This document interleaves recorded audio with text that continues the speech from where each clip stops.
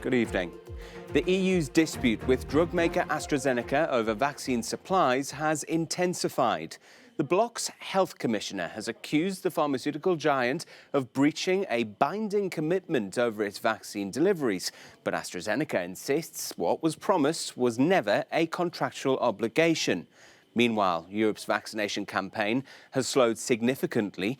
The Czech Republic and Spain's capital, Madrid, have both halted giving out new doses for the next 2 weeks due to the supply issues. While the UK has vaccinated 10% of its population, the EU has only managed 2%. Our political editor, Dan McCaffrey, takes a look at the ongoing dispute. Embroiled in a war of words, the European Commission has lashed out at pharmaceutical giant AstraZeneca over delays to vaccine deliveries, demanding the company keeps its commitments and denying suggestions that the UK has been given priority. Not being able to ensure manufacturing capacity is against the letter and the spirit of our agreement. We reject the logic of first come, first served.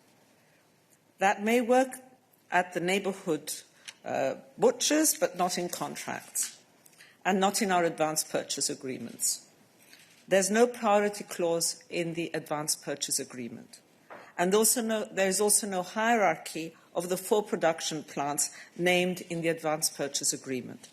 2 are in the EU and 2 are located in the UK. Now, we intend to defend the integrity of our investments and the taxpayers' money that has been invested.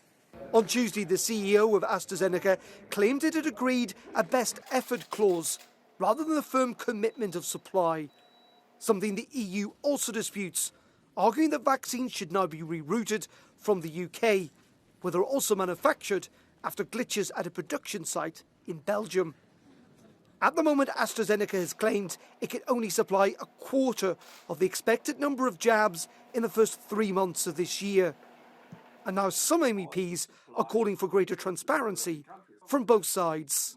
The easiest solution would be to publish the contract. And this is not a totally unusual practice. Look to Israel. The contract from Pfizer Biotech to Israel is published in internet. And so you can see what the conditions are. And I think this should be the case in this dispute as well.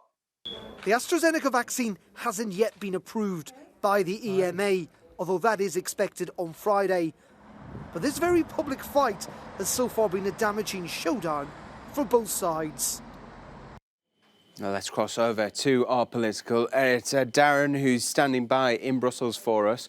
Darren, we've got the EU and AstraZeneca totally contradicting each other over what's happening with the supply shortages. Can there be any winners when we've got such a public spat? In many ways, not. People would argue that both AstraZeneca and the EU Commission have not exactly covered themselves in glory with this very public and increasingly bitter dispute between the pharmaceutical company and the European Union. Now, that meeting is taking place tonight between both sides. We'll have to see what the outcome of that is. But to date, clearly, the Commission feel that not enough answers have been provided on why precisely it is only a quarter of the vaccines that seemingly were promised are going to be delivered in the first quarter of this year. As you've pointed out, Oliver, that has a pretty dramatic knock-on effect on the potential distributions of vaccines around Europe and Europe's ability to recover from this virus, because the AstraZeneca vaccine, which hasn't yet been approved, but we are expecting that on Friday, was somewhat of a game changer because it doesn't need to be stored at those very low temperatures. It could be distributed in GP surgeries and in kind of more remote places across Europe without really much logistical problems.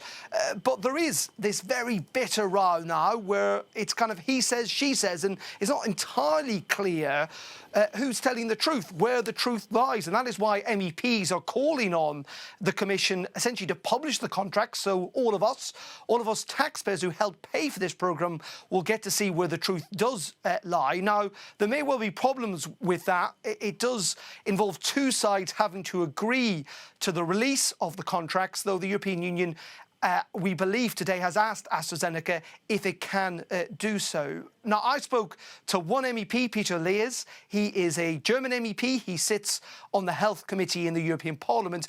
And I began by asking him, Oliver, who does he believe? Where does he think the truth lies? I'm really angry with the company AstraZeneca because they are not really transparent in their policy, and I'm convinced after talking to them and after listening to others that they want to treat the citizens of the European Union as second class. And this is completely unacceptable. And not only for politicians, every individual citizens must be nervous when you see that a big pharma company treats Europe as second class. So I think the company has not yet understood that their recommendation is at stake. But the CEO in the interview last night said that the UK, which is getting a steady supply of vaccinations, signed the deal first, and they signed a UK first deal. So under those circumstances, surely it's natural and normal, and some would say fair, that the UK get first dibs on the vaccinations.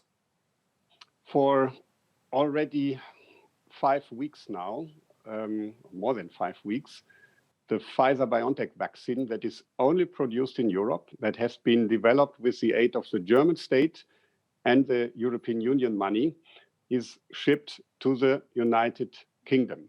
So people in the United Kingdom are vaccinated with a very good vaccine that is produced in Europe, supported by European money.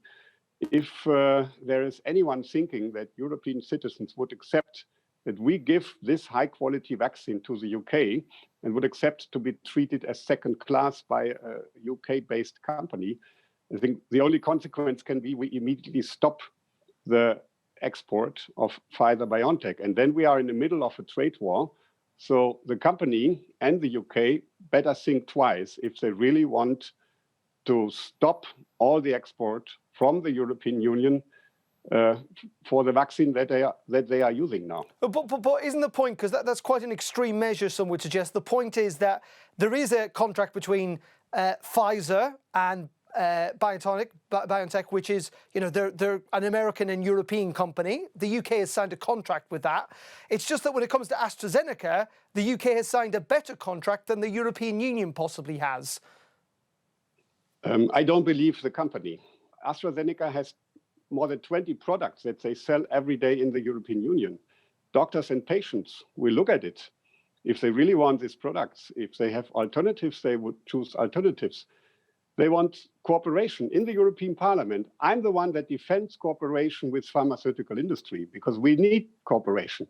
But there are anyhow 50% of my colleagues that say no cent for these pharmaceutical companies. So there is much more at stake. And also, I know that investors, big investors, told the pharmaceutical industry, if you get it wrong this time, you will never get it right. So there's also a question of investors. When you ruin your recommendation in the biggest market of the world. But isn't the answer, Peter, instead of aping these governments that you dislike, which you seem to be doing by talking about Europe first, instead of aping them, shouldn't you just accept that that's the case? Because ultimately, as you say, what you're going to enter into is a vaccination war, which clearly Europe's ideals should be above that, rather than aping what these governments that you say you dislike are doing. We see that Europe is not treated well, not from the United States and not from the UK. And then we have to show our weapons. You know, Europe was always open. We wanted cooperation. Europe was the initiator of COVAX.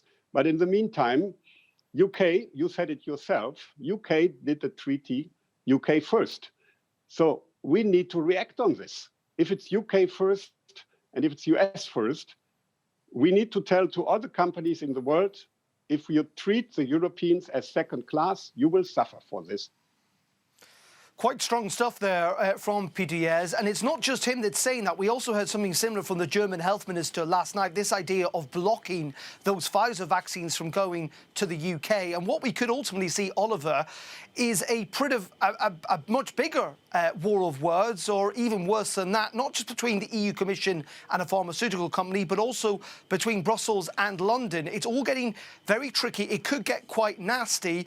The UK government, how would it react if those AstraZeneca vaccines were rerouted from the UK into Europe? This is a row that has all the propensity to get a hell of a lot worse in the days to come. Indeed, Darren. At the moment, as you're saying, it's a political, diplomatic, commercial row. But we're already seeing with the Czech Republic, with the city of Madrid halting giving out new vaccinations. If there is more countries, more cities that follow that route, is there a risk here that that anger then turns into public anger? I think there is, and clearly there are populations across Europe who are looking at the UK, which you've rightly pointed out tonight have announced they've vaccinated over 7 million people. That is, 11-12% of their adult population, and that compares to some EU countries that are struggling to get to 1 to 2%. And they will be wondering, what are their governments doing to try and vaccinate their populations? And why is this really important? It's really important not just because it will save lives, but clearly it will. And there are thousands of Europeans who will continue to die in the weeks and months to come because of this virus. Clearly, the more you can vaccinate, the more potential lives you can save, Oliver. But in addition to that, it's also the way out of this pandemic to a degree. It's the way of lifting restrictions. We've seen riots in the Netherlands in the last couple of days around coronavirus restrictions. So there is a vaccine race on. At the moment, the European Union seems to be losing it, and those questions will reverberate in national capitals and here in Brussels about why that is. Why is the world's wealthiest market of over 440 million people somehow being left behind when it comes to this vaccination programme compared to the US and the UK? Those are really difficult questions, and if it means that vaccines that are being made here in the European Union with European Union money that then are being exported elsewhere to the world, those questions will go, well, why aren't they staying here? But that creates lots of political difficulties. But yeah, you're right. Be in no doubt that this will have political consequences for governments and indeed for the EU, potentially for months to come.